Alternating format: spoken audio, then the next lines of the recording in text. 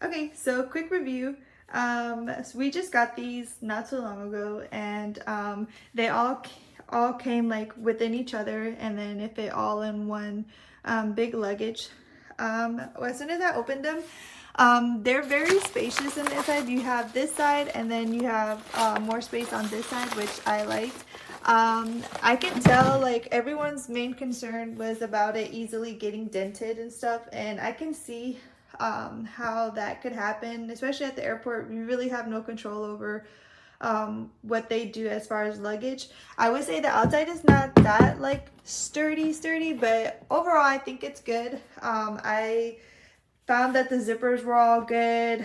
The handles were pretty good too, so easy to pull up and pull down, as you can see. Overall, I think it's really good. I mean, you're getting a lot of bang for your buck.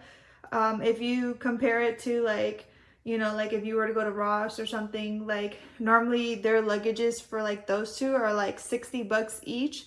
And then like even the smaller ones are like 45. So getting the whole set gives you all this and those little bags. So I think it's worth the purchase.